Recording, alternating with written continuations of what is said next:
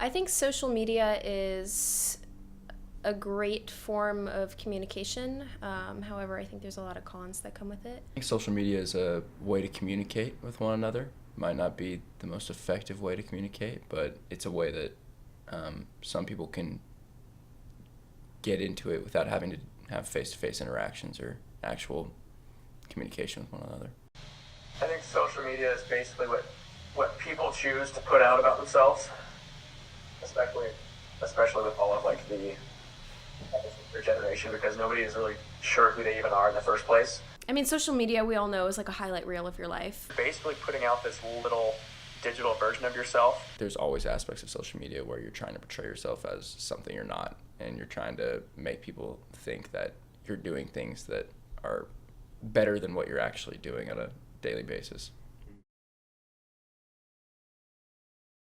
Personally, I use Instagram the most. I deleted my Twitter and my Snapchat. I used to use Snapchat fairly regularly, Twitter not so much, but I don't miss either of them, interestingly enough. I am not currently on social media. Instagram is definitely takes up. I think I spend like an hour and a half a day. It's kind of pathetic, something like that. Facebook and Instagram, yeah.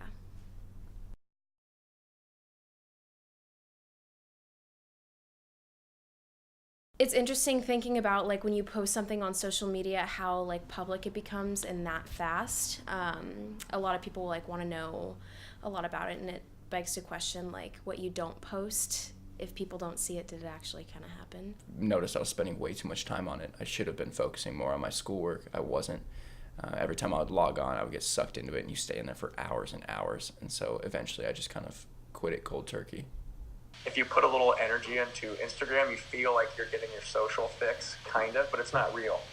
I would say noticing either my mood change when I was on social media, from going to somewhat happy to going onto social media, seeing what other people are doing that I'm not doing, and then realizing that it's just not the best place to be when you're trying to get stuff done and be productive. I don't love putting out like a lot of pictures where it's just me posing in front of the thing. But even with modeling, I think I faked it a little bit because I put it on there because it can help you get certain jobs, and certain businesses will reach out to you because of it. So the business side of it has made me post a little more of like a portfolio almost. I post what I think is funny. I post what I want to post without fear of whatever people might think. I think I tried to portray myself pretty accurately. I teach a lot of classes and I meet a lot of people in fitness, so I want to put out a professional side of me for sure. And so with that, you lose a little bit of your authenticity, I think, no matter what, because I cuss and stuff, but I don't really do that on social media. And I post what's interesting and that what I think is important, because I think a lot of people go to social media for validation too, subconsciously or consciously. But I think my representation is skewed, but not intentionally, yeah.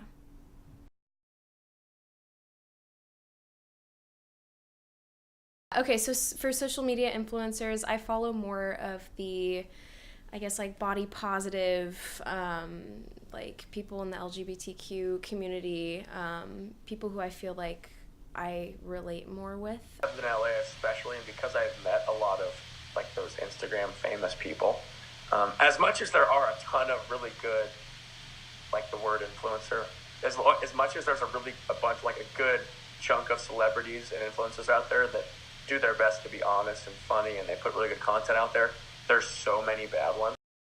I think they could be good. I think they could be bad.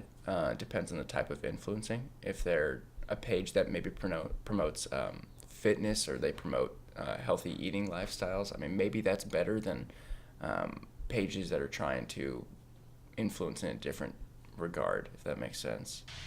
Like if you didn't put this little fake life out there on Instagram, like they would be kind of empty because they don't have a ton of other hobbies. Or I've noticed a lot of popular people on social media have no friends out here.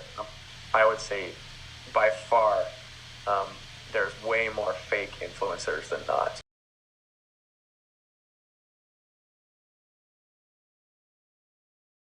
Yes, I definitely think there's a social media cycle.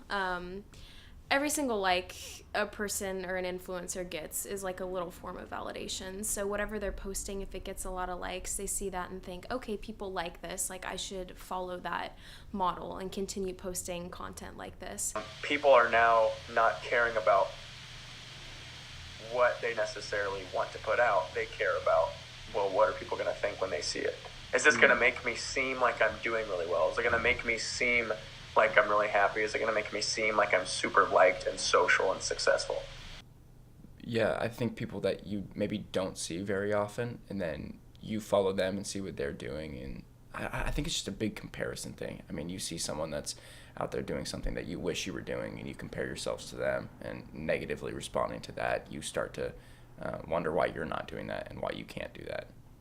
So I think not only does likes and this cycle perpetuate potentially negative behavior on social media, but it also kind of keeps the ball rolling. So I would say treat it like it is an app on a phone and forget the idea that it's like anything close to real life. If you're going on, you're at home and you're scrolling through Instagram and you're seeing all these pictures of people at parties and you're seeing all these pictures of people doing stuff and you're just at home messing around, then it's not going to be the best for you. I would recommend like unfollowing people or changing who you follow, because what you see on your social media really does impact you, whether that's your mental health or like self-esteem, like whatever that might be. Just change who you follow, and having a completely different, more positive feed has really, I think, made a difference.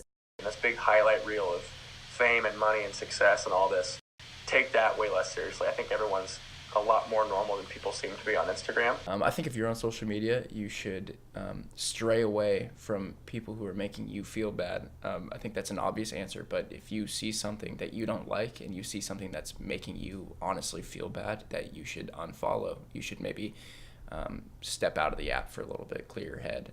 And also, I would advise just limiting your screen time. But too, I think, it's one thing to just delete it, but people always know, like, man, that's kind of in the back of my head that it's there, it's out there, someone can get a hold of me on it, whatever.